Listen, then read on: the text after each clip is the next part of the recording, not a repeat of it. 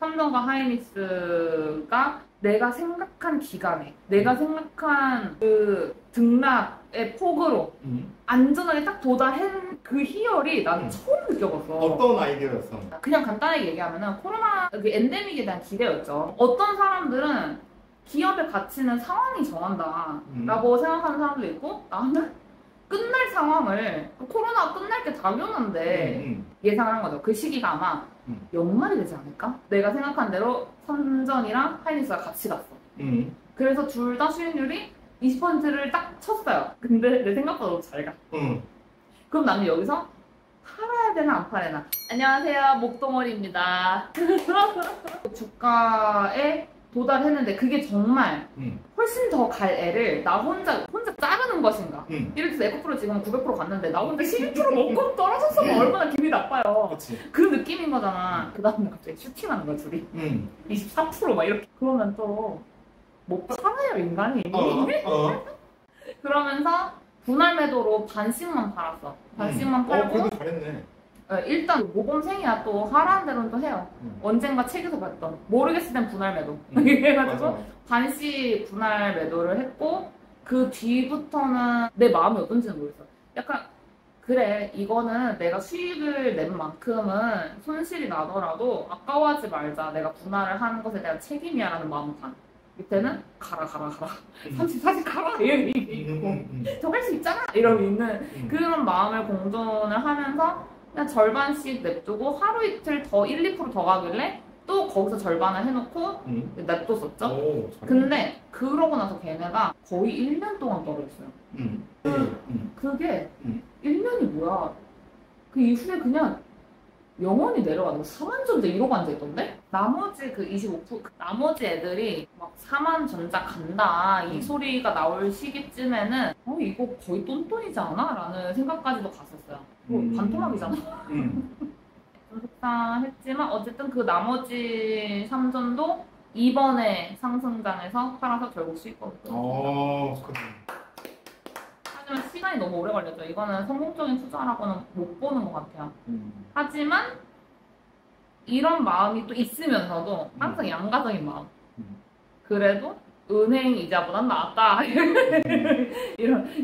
근데 또 금리가 또 이렇게 올랐잖아요. 그럼 또 코모가 또 그냥 은행에 그냥 조용히 은행에 넣어놓을 걸 왜 또 그냥 예금 묶어놓을 걸 또 나대가지고 이런 마음이 있었고, 이제 아모레 같은 경우는 네가 아모레 얘기하는 거. 네. 아모레는 일단 주가가 반토막이 난 시점에 제 눈에 들어왔고, 그랬을 때 내 기준 매출이 좋지 않고 중국 이슈가 있었다는 거는 그 이전부터 있었던 얘기야. 근데 왜 이제 와서 이제 이미 반토막이 난 시점에 이게 중국 때문이라고 얘기하는지 이해가 좀 안 됐었어요.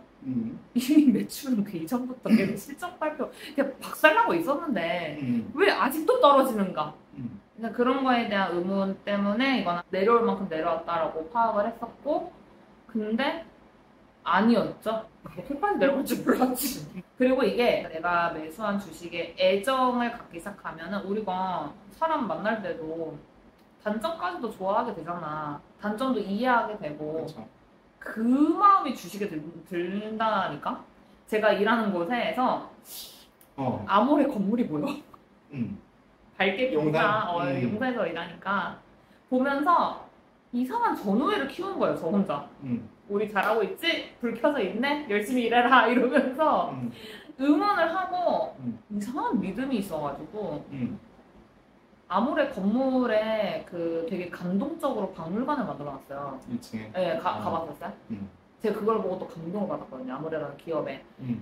쓸데없는 거죠. 그래서 그런 감정을 혼자 공유를 했고, 그러니까 할 수 있어를 외치면서 버텼고, 그게 이제 정말 큰 손실로 이어졌고, 그때 배운 거는 감정적으로 주식을 나랑 유대관계를 갖지 말자 라는 거를 좀 많이 느꼈고, 그러니까 그것 때문에 아모레가 아쉬운 게 많아요. 왜 이렇게 믿었지? 그냥 내 잘못된 선택에 대한 합리화를 진하게 했구나, 오랜 시간 동안. 그래서 그게 너무 속상했었고, 그렇지만 며칠 전에 저는 아직도 이유를 모르겠는 아모레 금융분위기 나와줘서 그 전까지는 감당하면 안 됐지만 감당하고 있었던 현실이었고 이제는 뭐 이게 더 떨어질 수가 있겠어 하는 마음이 진짜 바닥을 치는 그런 상황이라. 기대감 같은 거 갖고 있는 건 없어요? 아무래의 기대감은 당연히 있죠. 일단 샀던 이유는 워낙 이제 낙폭이 컸고 낙폭이 많이 컸다라는 게 낙폭이 많이 컸고 그 중국 애들이 아무리 한국이 싫다고 해도 결국 소비자는 여자잖아요. 그 믿음이 좀 있었던 것 같아. 내가 같은 여자로서 K뷰티를 이길 수가 없다. 그러니까 내가 정말 외국 그 화장품들도 많이 써보고 했지만 K뷰티만큼 저렴한 가격에 이 정도 퀄리티를 뽑아낼 수 있는 게 없다라고 판단을 했어요. 그 시중 화장품 브랜드를 아무리 봐도 누가 봐도 좋다고 하는 거는 명품 라인이고 명품 라인이 아닌데 그 접근성이 좋은 제품들 중에서 그러니까 대중성이 있는 제품들 중에서 이 정도 퀄리티를 낼 수 있는 거는 진짜 K뷰티밖에 없다. 그 중에서도 아모레가 중국이나 뭐 어쨌든 그냥 여성 타깃으로 했을 때 잘 먹힐 거나에 좀 이의가 없었고 근데 저의 예상은 뿐이었죠. 그 얘기는 동의하려나 모르겠는데 저는 이제 유튜브에서 들었던 얘기인데 중국에서 한국 그 화장품 그 브랜드에 대한 인지도가 이상이 예전 같지 않다. 제가 이것 때문에 중국 뷰티 유튜버를 챙겨 중국에 자막도 안 따 그것들은 되게 영향력 있는 중국 뷰티 유튜버고 남자예요. 남자? 남자 뷰티 유튜버인데 자체적으로 립스틱도 만들어서 파는 그런 유튜버가 있어. 되게 이제 영향력 있는 뷰티 유튜버인데 그 친구가 소개를 하는 어떤 제품들이나 이런 거를 봤을 때 명품 라인을 제외하면 막 맥 이런 립 제품 같은 거를 제외를 하고 나면은 사실상 한국 제품들이 제일 잘 먹히고 그리고 그러니까 한국 제품들에 대해서 그렇게 평판이 나쁘지 않고 그리고 그게 또 있었던 거예요. K뷰티를 내가 믿는 것 중에 하나가 기발해요. 예를 들어서 선크림인데 스틱으로 되어 있다. 선스틱 이런 거 있잖아. 그런 것들 외국 제품 많이 먹거든. 우리한테는 너무나 당연히 있는 그냥 선크림의 어떤 유형 중에 하나지만 그러니까 고체 선크림의 유형 중에 하나로 우리를 받아들이는데 그들 입장에서는 너무 획기적인 거야. 외국인들 입장에서는. 그래서 이게 중국뿐 아니라 뭐 여러 가지 다른 수출업에서 나는 이 K 제품 자체가 경쟁력이 있다고 생각을 했고 두 번째로 중국이 마크도 동남아 시장에 열려있다고 생각을 했어요. 동남아 시장? 동남아 시장이 이거를 받쳐줄 수 있지 않을까라는 생각을 많이 했고 그리고 그 동남아 시장에 대한 쇼피파이 같은 거 보면은 쇼피파이가 어떤 식으로 그 역직구에 대한 그 광고를 했었냐면 한국에서는 다이소 물건이 동남아 애들은 너무너무 좋아한다. 이런 식으로 쇼피파이에 대한 어떤 그 입점 유도를 했었어요. 그래서 실제로 보니까 쇼피파이라는 그 사이트에서 실제로 거래되고 있는 한국의 역직구 상품들을 봤을 때 진짜 이렇게 표현하도 될지 모르겠지만 좀 약간 조악한 것들 있죠.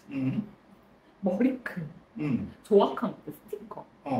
K 그 아이돌드 카드 이런 것들이 굉장히 활발하게 그 매매가 되고 있었고 그리고 그 중에서도 가장 안정적인 금액으로 그러니까 정상적인 금액 막 이상한 포토카드 막 20원, 30원 이렇게 팔리는 거 말고 정가와 비슷한 금액으로 정상적으로 판매가 되게 탄탄하게 이루어지고 있는 게 다 뷰티 제품이었어요.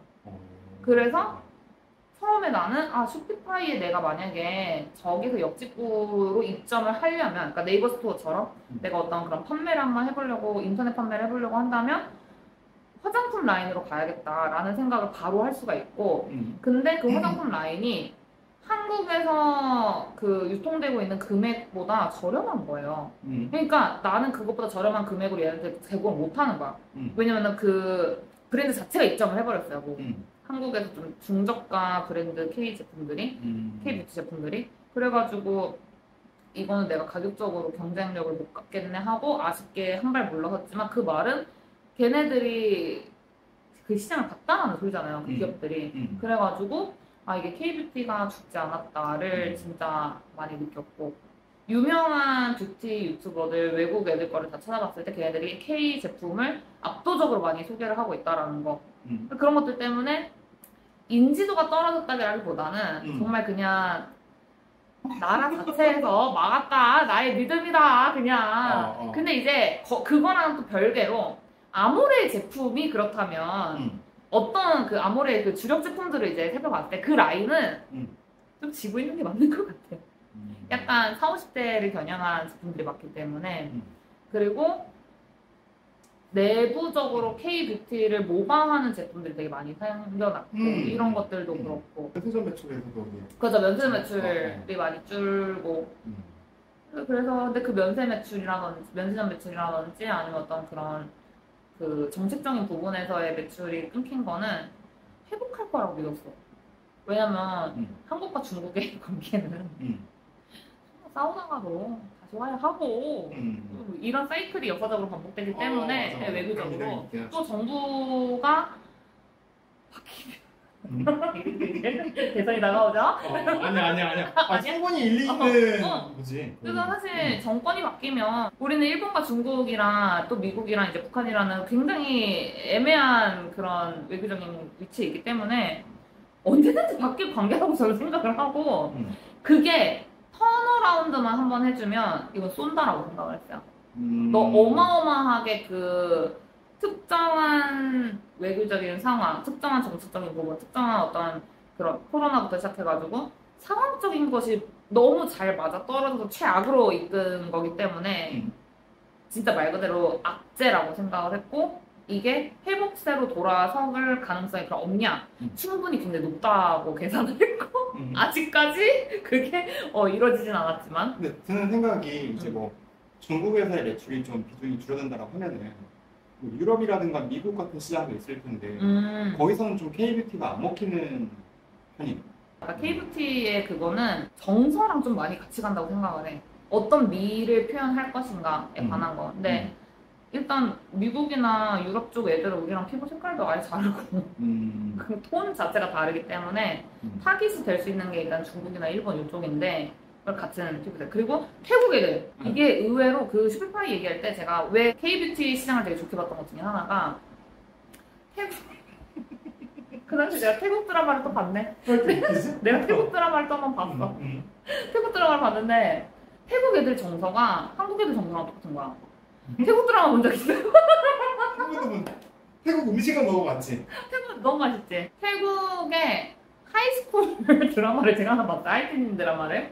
근데 그 하이틴 드라마에 있는 애들이 하는 짓들이 너무 한국 애들이랑 비슷한 거예요. 정서가. 응. 한번 보세요. 한번 태국 드라마 한번 보시죠. 생각해볼게요. 네. 태국 시장이 마음에 들었고요. 하지만 내피셜이다. 아직 태국 시장에서의 매출은 전혀 찾아볼 수가 없다. 그치. 아직은 좀 그러니까 뉴스로도 쉽게 못 접했던 것 같고 난 이제 LG 건강 때문에 화장품들을 봤었는데 오케이, 중국 매출 오케이 줄어들고 있고 쉽게 뭐 반등 나올 거라 기대하기 힘들 것 같은데 이제 LG 생활건강에서 좀 미션으로 밀고 있는 게 미국 시장을 얘기했었길래 저게 가능할까 생각하다가 아니 미국 애들이 뭐 이거 쓰겠나? 감도 아예 없고 하니까 깔끔하게 포기했던. 지금 사실 내 퇴출 기회만 보고 있어요. 지금 마이너스 몇 프로 정도? 우리 아무래? 마이너스 한 프로 될 겁니다. 마이너스. 지금 아무래 말고도 얘기할 게 많습니다. 지금 제가 카카오 주주예요. 죄송한데 저는 모든 종목이 진심이어서 일단 망테크 탄 거 얘기하자면 이제 아모레 이제 1타고 2타 이제 카카오죠. 사실 카카오가 더 망했죠 지금. 카카오 진짜 반토막이야.